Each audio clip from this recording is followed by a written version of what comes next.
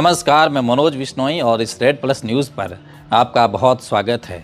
आज जब पश्चिमी राजस्थान की धरती पर मावठ की पहली बूंद गिरी तो ये केवल मौसम का बदलना नहीं है, ये मन के मौसम का बदलना है और ये उस उम्मीद का लौट आना है जिसे इंसान अक्सर हालात के बोझ तले दबा देता है। गुड़ामालानी से लेकर पूरे बाड़मेर तक और पश्चिमी राजस्थान तक आज जो बारिश हुई वे खेतों की प्यास नहीं बुझा रही, वे मन की थकान को भी धो रही है। क्योंकि ये बारिश उस भरोसे का नाम है जो प्रकृति बार बार इंसान को देती आई है, और ये याद दिलाने के लिए कि चाहे ज़मीन कितनी भी सूखी क्यों न हो, आसमान कभी कंजूसी नहीं करता। चाहे ज़मीन कितनी भी भीगी क्यों न हो, इंसान के लिए प्रकृति कभी भी कोई भी खराब काम नहीं करती हैं जब तक इंसान उनको न सताए। और शायद इसी वजह से 2025 की ये आखिरी रात साधारण नहीं है, क्योंकि आज सिर्फ कैलेंडर का पन्ना नहीं पलटेगा। आज हम अपने भीतर के आईने के सामने खड़े होंगे और वह आईना हमसे पूछेगा कि बीता साल हमें क्या सिखा गया। क्या हम थोड़ा बेहतर इंसान बन पाए हैं? क्या हमने सिर्फ पाने की चाह रखी है या कुछ देने की भी हिम्मत दिखाई है? क्योंकि नया साल कोई आतिशबाजी नहीं होता। नया साल आत्म मंथन की वह शांति होती है जिसे हम खुद से सच बोलने की ताकत जुटाता है या जुटाते हैं। और आज जब 2026 दरवाजे पर खड़ा है तो ये सवाल सिर्फ पूछ नहीं रहा है, ये जीवन पूछ रहा है। क्योंकि जीवन हमेशा आगे बढ़ता है, पीछे मुड़कर नहीं देखता है। लेकिन इंसान अगर पीछे नहीं देखेगा तो आगे की राह कैसे सुधारेगा? और इसी आत्मचिंतन की पृष्ठभूमि में मावठ की ये बारिश हमें एक गहरा संदेश दे रही है कि जीवन भी बिल्कुल खेती की तरह है। जो बीज समय पर बो दिया जाए वही अंकुर बनता है, जो भावनाएं दबा दी जाए वही भीतर घाव बनाती हैं, और जो सपने लगातार टाले जाएं वही एक दिन शिकायत बन जाती हैं। और आज ये बारिश हमें ये याद दिला रही है कि धैर्य सबसे बड़ी शक्ति है। क्योंकि किसान जानता है कि बीज डालने के तुरंत बाद फसल नहीं मिलती, उसे इंतज़ार करना पड़ता है, मौसम को सहना पड़ता है, प्रतिकूल परिस्थितियों को झेलना पड़ता है, धूप और ठंड दोनों झेलनी पड़ती है, तब जाकर के कोई फसल पकती है। और यही दर्शन जीवन पर भी लागू होता है। क्योंकि जो लोग हर चीज़ को तुरंत चाहते हैं वे अक्सर भीतर से खाली रह जाते हैं, और जो लोग कम समय को या जो लोग समय को सम्मान देते हैं वे धीरे धीरे लेकिन स्थायी रूप से आगे बढ़ते हैं। वर्ष 2025 की ये आखिरी रात हमें ये सिखाती है कि बीते हुए समय को कोसना आसान है, लेकिन उसे सीख लेना ही समझदारी है। क्योंकि हर गलती हमें तोड़ने नहीं तराशने आती है, और हर असफलता हमें रोकने नहीं बल्कि दिशा बदलने के लिए आते हैं, और हर कठिनाई हमें कमज़ोर बनाने नहीं बल्कि मजबूत करने के लिए आते हैं। और जब हम ये समझ लेते हैं कि बोझ जीवन का नहीं है तो यात्रा अपने आप बन जाती है। आज बाड़मेर की इस बारिश में एक और गहरा संदेश छिपा है कि प्रकृति कभी शोर नहीं करती, वह चुपचाप अपना काम करती रहती है। बारिश ढोल नहीं पीटती, सूरज भाषण नहीं देता, हवा नारे नहीं लगाते, लेकिन फिर भी वही सबसे बड़ा परिवर्तन लाते हैं। और यही दर्शन हमें जीवन में अपनाने की ज़रूरत है कि अच्छा काम प्रचार का मोहताज नहीं होता, सच्चाई को शोर की ज़रूरत नहीं होती, और अच्छाई को साबित करने के लिए प्रमाण पत्र की भी ज़रूरत नहीं होती।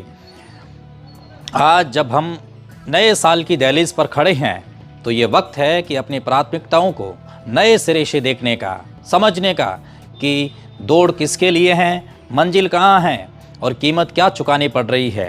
क्योंकि कई बार हम जीवन कम और अपेक्षाएं ज़्यादा जीने लगते हैं।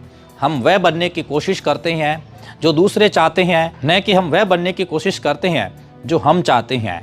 और यहीं से भीतर का संघर्ष शुरू होता है। ये आखिरी रात हमें ये सिखा रही है कि सुकून बाहर नहीं बल्कि भीतर पैदा किया जाता है। खुशी परिस्थितियों से नहीं दृष्टिकोण से जन्म लेती हैं, और संतोष कम पाने से नहीं सही समझ पाने से आता है। और मावठ की ये बारिश हमें यह भी बताती हैं कि जीवन में हर मौसम ज़रूरी है, केवल बसंत ही नहीं, पतझड़ भी ज़रूरी है। क्योंकि अगर पत्ते न झड़े तो नए पत्ते कहाँ से उगेंगे, अगर पुरानी आदत न छूटे तो नई सोच कहाँ से आएगी, और अगर बीता हुआ साल विदा न ले तो नया साल किस जगह आएगा। इसलिए 2025 को विदा करते हुए शिकायत नहीं, कृतज्ञता होनी चाहिए और उन सब अनुभवों के लिए जिन्होंने हमें आज यहाँ तक पहुँचाया है और उन लोगों के लिए जिन्होंने हमें आगे बढ़ना सिखाया है और हमें साथ रह कर के या दूर रह कर के उन हालात के लिए हमें झुकना भी सिखाया है, ताकि हम टूटने से बच सकें और समझ सकें और नए रास्ते की तलाश में जा सकें। और जब 2026 की पहली सुबह आएगी तो वह हमसे ये नहीं पूछेगी कि तुम्हारे पास क्या है, वह पूछेगी कि तुम भीतर से कैसे हो। क्योंकि जीवन की असली पूंजी संपत्ति नहीं, संतुलन है, पद नहीं, शांति है, और सफलता नहीं, सार्थकता है।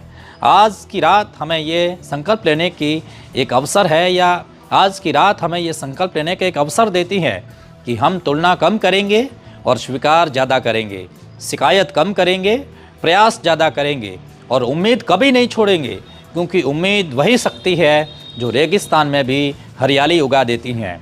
और इसी उम्मीद के साथ, इसी बारिश की एक ठंडक के बीच वर्ष 2025 हमसे आज विदा ले रहा है और 2026 हमें एक नए रूप में आमंत्रित कर रहा है, एक बेहतर इंसान बनने का, एक संतुलित जीवन जीने का और उस दर्शन को अपनाने का जिसमें जीवन सिर्फ जीने की चीज़ नहीं, समझने की भी एक प्रक्रिया बन जाता है। क्योंकि अंत में जीत उसी की होती है जो हालात से नहीं, अपने भीतर से लड़ता है। और नया साल तभी नया होगा जब हमारी सोच नहीं होगी और हमारी दिशा साफ होगी और हमारा मन शांत होगा। और अंत में आप सभी को नए वर्ष की बहुत शुभकामनाएं। हमारा आपसे निवेदन है कि आप सतर्क रहिए, आप सुरक्षित रहिए और ईश्वर पर भरोसा करते हुए अपने कर्म को करिए। क्योंकि कहते हैं ना कि प्रशंसा से पिघलो मत और आलोचना से उबलो मत, निस्वार्थ भाव से काम करो। इस धरा पर सब धरा रह जाएगा। और अगर ये खबर आपको अच्छी लगी है तो आप देश और दुनिया तक ज़रूर पहुंचाइएगा। रेड प्लस न्यूज़ को फॉलो करें।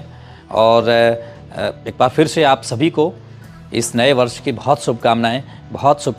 आपका प्यार इस रेड प्लस न्यूज़ फैमिली की और बनता रहे, बढ़ता रहे। यूं ही आप प्यार दर्शाते रहें और हमारे इस चैनल को फॉलो करें और देश और दुनिया तक हमारे इस बातों तक ज़रूर पहुंचाइएगा। हम हमेशा आपकी उम्मीदों के साथ खड़े रहेंगे, मनुष्यता के साथ खड़े रहेंगे और ये समझने की कोशिश करेंगे कि आपकी जितनी भी समस्या है वो किस तरीके से सरकार के चौखट तक एक समाचार पत्र के माध्यम से, एक डिजिटल प्लेटफॉर्म के माध्यम से पहुंचाया जाए। उन्हें आप सभी को नए वर्ष की शुभकामनाएं। शुक्रिया।